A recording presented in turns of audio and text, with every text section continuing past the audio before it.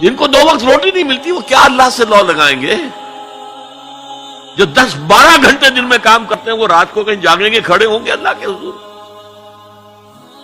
شاہ صاحب کہتے ہیں کہ یہ جو طبقہ پیدا ہوتا ہے غرباء کا، یہ انسانوں کی شکل میں حیوان بن جاتے ہیں، لدو اونٹ، بار برداری کے جانور، کولو کے بیل، وہ انسان نہیں رہتے۔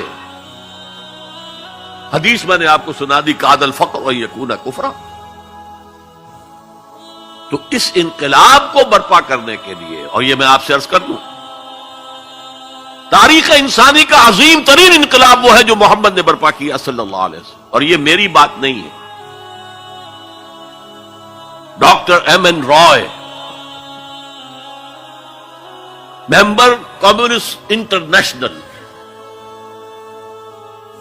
ہندو اور کمیونزم کی سب سے اونچی باڈی کا رکن، 1920 میں بولشوک ریولوشن کے 3 سال بعد 1917 میں انقلاب آیا تھا، ایک لیکچر دیا ہے لاہور میں، بریڈلا ہال میں، دی ہسٹوریکل رول آف اسلام، اور اس نے کہا عظیم ترین انقلاب وہ تھا تاریخ انسانی کا جو محمد نے برپا کیا، because he was a revolutionary, he knew what a revolution means.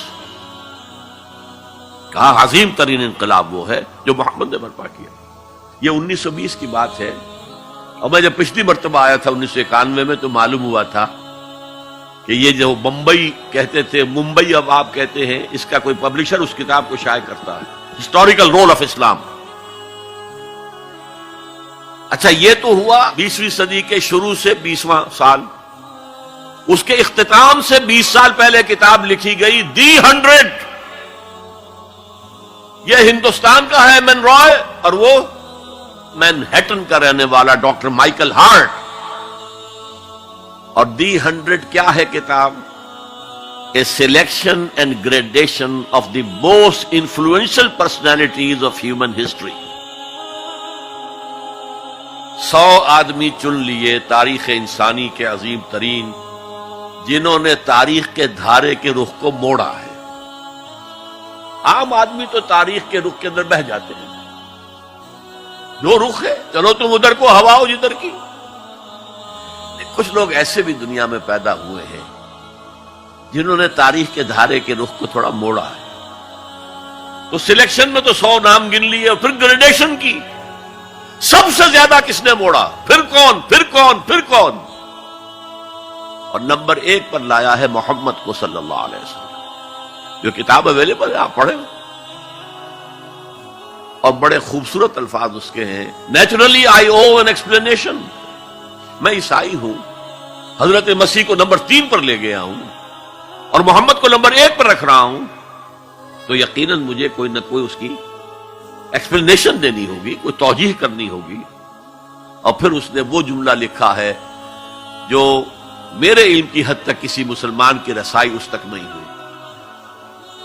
This is because he was the only person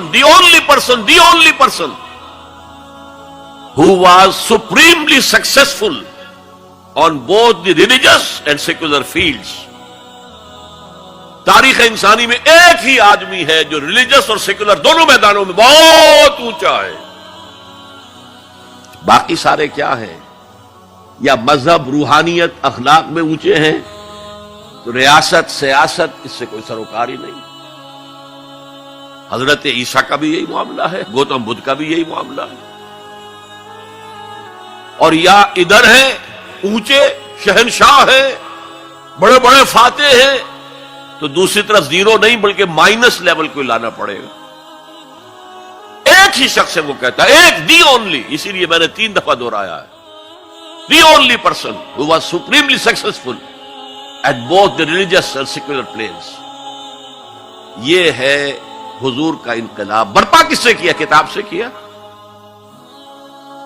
چنانچہ 3 مرتبہ وہ الفاظ آئے ہیں قرآن میں کہ آپ کا مقصد تھا دین کو غالب کرنا، اور اس کے لیے طریقہ کار کیا تھا؟ 4 دفعہ الفاظ آئے،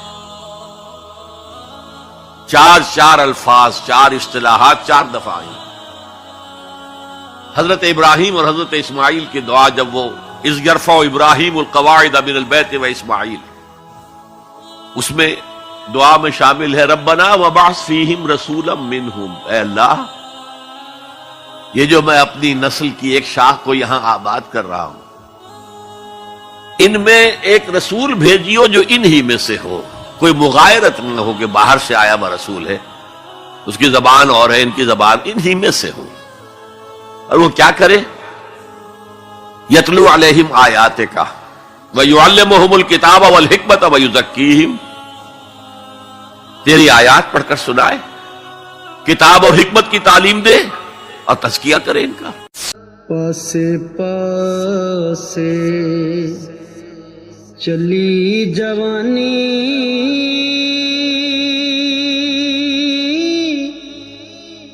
تے پاس نہ سدیا یاراں،